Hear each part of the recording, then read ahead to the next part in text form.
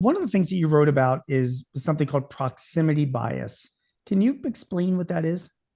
Yeah, in layman's terms, it means that if you're out of sight, you're out of mind. The Slack Future Forum, which is part of now Salesforce since the acquisition a couple of years ago, time flies, did some really compelling research. And it was something like 41% of managers, up from, I think, 36% the previous quarter, said that that was their biggest problem. Basically, a caste system, Gene, would result from the Mm. fact that when I see Gene in the office, forget whether he's doing anything, Right. he's there, he's working. And Phil, where the hell's he? Oh, I don't even know. Out of sight, out of mind. So even though one person might be working harder or more efficiently or producing better output, the fact that we don't see someone invariably affects how we look at them. And I thought it was really important to cover these types of cognitive biases because they've always been around.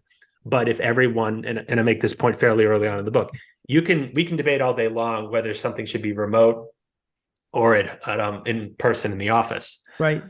But if everyone's there, there's no proximity bias, right? But once you have it, well, sometimes he's in, sometimes not. His manager requires it, his doesn't. Oh, it's a Tuesday versus a Thursday. That all factors into how we perceive things. And there's just a number of different biases that affect how we look at things. So it's silly to assume that you're going to have equal presence, even though companies like Google, and I just saw on this Wall Street Journal video on YouTube with Citrix, they redid their whole headquarters.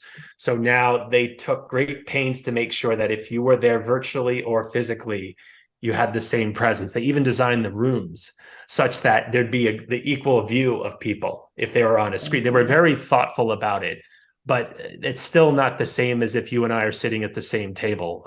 We might have reduced the discrepancy, but I'd argue we certainly haven't eliminated it. And is the point of writing about proximity bias for a project manager to say to that person, listen, just because members of your team aren't there physically, don't get it into your head that they're not keeping up their end of the project. Is that the point? That's part of it. I mean, I didn't write this book exclusively for project managers, but proximity bias affects all of us, right? Mm-hmm. You can be on a team of consultants and there's one person who's remote that day. There's just this natural tendency to think that he or she isn't putting in the effort, which is really unfortunate. It doesn't make us evil, it just makes us human. It's Right. only natural, right? I mean, I've gotten fired from jobs because I left on time.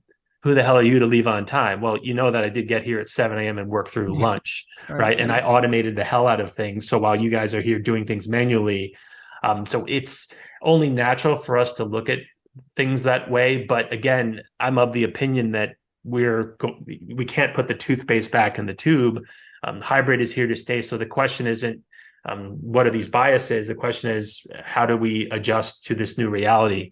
Because if COVID were 2 days or 2 weeks, it's a snow day. Hmm. It's been over 2.5 years. Hmm. So companies asked employees to work remotely, and we did. And by all accounts, and I cite a lot of data from this, people have been as productive, if not more so, from home. And this is managers talking. But Hmm. also, there's some data from SHRM that I cite in the book about how basically old white guys like me want everyone to go back into the office because that's the way we had to do it. And if you have to commute 2 hours each way, then so be it. So I just think that generally speaking, these are issues that people are going to have to deal with. And hopefully my book provides some useful advice about how they can better cope with this new reality.